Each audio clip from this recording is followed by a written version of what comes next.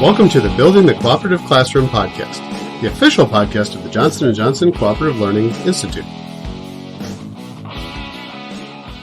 Welcome to Building the Cooperative Classroom podcast. This is Adam Rubicek.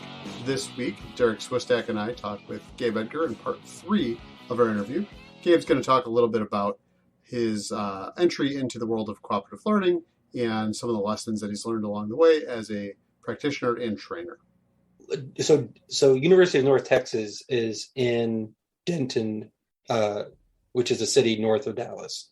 But it's very much a college town. It's really, the character of the city is defined by University of North Texas and Texas Women's University, which together I think it might be approaching 100,000 students together in a town that's, a couple 100,000. So it's a lot of everything sort of geared around the colleges or the universities. So I think in 2020, at least, those towns just emptied out. And even though students stayed enrolled, if you're doing for all virtual classes, why would you want to pay for student housing as opposed to just go home and do it from your living room or your bedroom where you grew up in? So because of that, I don't know how many of those had face-to-face social interactions because, maybe they had friends that were a year behind in high school or something, but all their other friends may have left town or, it's just a totally different kind of thing. And your younger siblings or your parents, they're probably not doing it for you. They don't count, no. Yeah. Certainly not parents. So changing gears a little bit, in addition to your classroom instruction, you were also a cooperative learning trainer. So you taught other practitioners how to use cooperative learning. Is that so? So how did that evolve? Well, in your usage of cooperative learning, when did that start? Yeah, so I didn't really talk about how I got onto cooperative learning. When I came to Richland, it was a strong, not quite a requirement, but almost a requirement at Richland to attend this professional development series, which was labeled as Foundations of Cooperative Learning.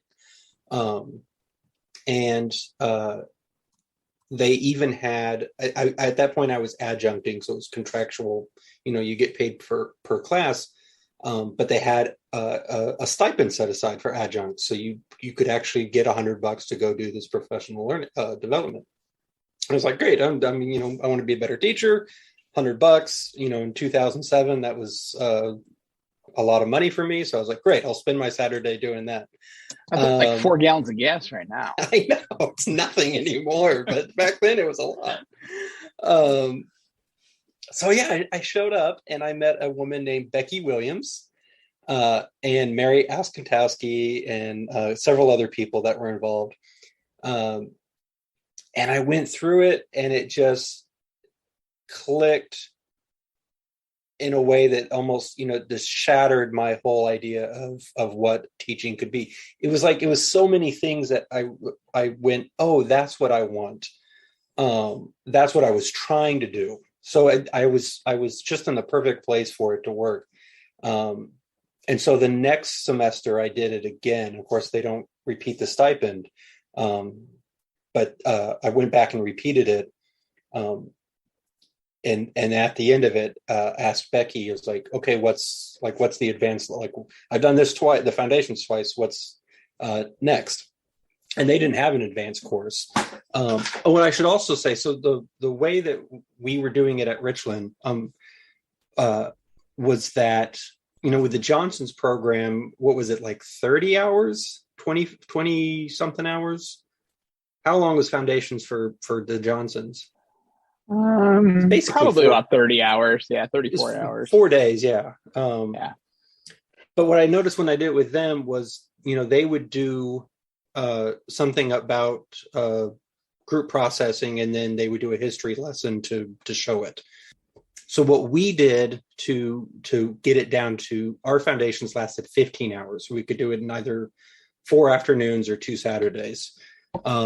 We doubled up. So you would do a jigsaw about positive interdependence and double it up. But what that meant was as people came in and did this, they would have to pay attention not just to the content they were learning about, but also how they were learning about it, and also what we, the facilitators, were doing.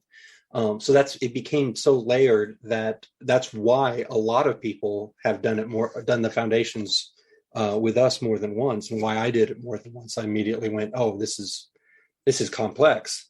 So after I did the foundations the second time, I approached Becky, and she said, oh, we don't have an advanced, but you could become a facilitator. So I just started shadowing for them for, I think, a year or two. And then I think the first time I went to Minneapolis was maybe 2009. And I went and did, I think I did, since I'd already been facilitating foundations, I think I did leadership with Roger the first time. And of course, that's just seeing them in action is also life-changing. So I started facilitating, and I did that at Richland for 12 years. We shut down for the pandemic, and then thought maybe we could try to do some kind of Zoom thing, but then nothing really happened with it. We're like, oh, we'll probably be back next semester. Then we weren't. And then Becky retired, and I got moved on. I moved on. Becky retired, and I moved on to North Texas. So I'm now looking at starting up something at North Texas, probably starting with like a 1-hour taste of cooperative learning, and then seeing if I can do a foundations, and try to find 8 or 9 people to get really excited about it. Maybe more. I don't know. I think it's hard right now to find people, even 15 hours where people want to give up their free time for something that doesn't. They have to already see the value in it, and it's hard sometimes to do that because you get the value of it by experiencing it. So I have to find some people that will take my word for it and come spend 2 Saturdays, or maybe even just 1 Saturday with me. When you switch from being just a learner of cooperative learning to a practitioner to a trainer, so what sort of realizations did you have as you had to explain these concepts and these skills to others, and you had to speak with authority? One of the issues that I sort of had to overcome was I could see how easily it made sense in a language learning environment. But you do get pushback sometimes from people, especially when people have been asked to come to a training or to a session, and they haven't already bought into it. Sometimes you get pushback of, okay, that's great for your subject, but I teach economics, and you don't understand about economics and how dense it is and how much material there is, and I have all these chapters in the textbook we have to get through. And so helping people understand the difference between deep learning that I've started to use the word sticky. And sticky learning is learning that stays with people for more than 1 semester, more than 1 year, which it's sometimes it's hard. You can't really assess that at the college level sometimes, unless they're a major and you see them semester after semester. But asking them to concentrate on that rather than did I cover everything. And so I don't know if you guys, I don't know if I got this from the Johnsons or I got it from Becky or for someone else, but the joke about I taught my dog to whistle. I don't know if you've ever heard this, but I did. I taught my dog to whistle. I made a PowerPoint and I demonstrated whistling, and I modeled good whistling technique. My dog still can't whistle, but I taught it to whistle. And so that, getting people to that point of it's not about what you do necessarily that matters. It's about what the student comes away with and how they are affected long-term. And then coming back around to, now it matters what you do because you have to engender an environment that they come away with long-term sticky learning. And it doesn't always, not everybody walks out convinced, but we had a pretty good success rate of making that conversion. And then some people, it's like, oh yeah, that makes sense. Like that's what I've always believed. But this gives them a theoretical strata to sort of to build that foundation on that maybe they didn't have before.